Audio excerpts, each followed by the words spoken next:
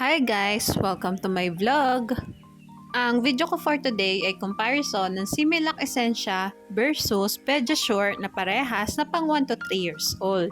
Request nga po pala ito ng isa sa mga viewers ko. Maraming salamat po sa tiwalang binibigay niyo sa akin para ma-review ang mga gatas na ito. Pasok din pala to sa guidelines ko as premium milk versus premium milk. At same manufacturer din sila. Ang manufacturer nila ay Abbott. Magbabase nga pala tayo sa nutrition facts at ang pagbabasehan kong measurement ay yung per 100 grams of powder. Paalala guys, this content is for informational purposes only and is not intended as medical advice. It is a review of selected products based on their nutrition facts, pricing, and information provided on the packaging. Please consult your child's pediatrician for any health-related concerns. Okay, let's start. Sa energy, protein, fat, linoleic acid, linolenic acid, arachidonic acid, and DHA, lamang ang Similac Essentia. At ang Pediasure ay walang naka-indicate na arachidonic acid. Sa carbohydrate, sugar, and cholesterol, lamang ang Pediasure. Samantalang wala namang naka-indicate sa nutrition facts ni Similac Essentia na saturated fat, sugar, and cholesterol. Lamang ang Similac Essentia sa first category. Mag-proceed naman tayo sa vitamins. Sa vitamin E, vitamin C, and vitamin B2, lamang ang Similac Essentia.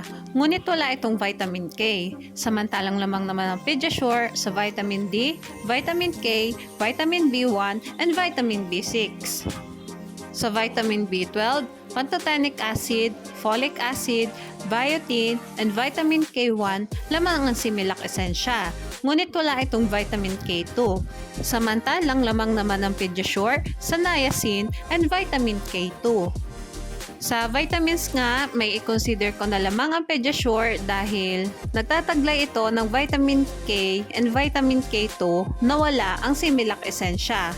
Sa minerals, lamang naman ang Similac Essentia sa calcium, phosphorus, sodium, potassium, chloride, and zinc.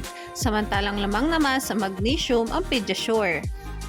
Sa iron, copper, iodine, and selenium, lamang ang Similac Essentia. Samantalang lamang naman ang Pediasure sa manganese, chromium, and molybdenum.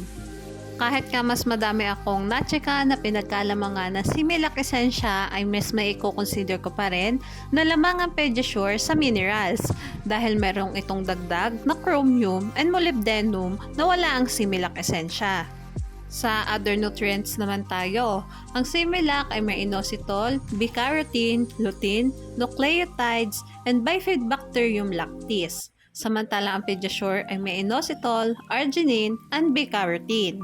Ang Similac Essentia ay may choline, dietary fiber, FOS, oligosaccharides blend, taurine, and carnitine. Sa nutrition facts ng Similac Essentia, wala kang makikitang FOS. Pero dahil parte ng oligosaccharides blend ang FOS, automatic na may FOS na rin ang Similac Essentia. Ang Pediasure naman ay may choline, dietary fiber, FOS, casein phosphopeptides, taurine, and carnitine. Lamang ang Similac Essentia sa other nutrients.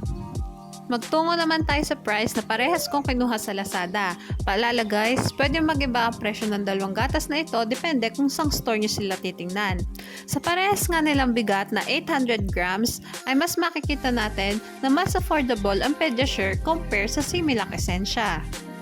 At ito na nga yung summary ng vlog natin today.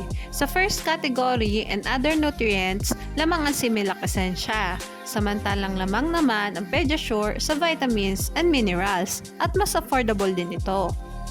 Base sa review ng dalawang gatas na ito, maire-relate ko na ang Similac Essentia ay magandang choice kung ang gusto mo ng suporta sa digestion, immune system, at overall growth, lalo na kung kumakain na ang bata. Nagbibigay ito ng oligosaccharides, beta-carotene, at lutein na nakakatulong sa kalusugan at development ng bata. Samantalang ang Pediasure mas angkop para sa picky eater o sa batang medyo mabagal ang paglaki.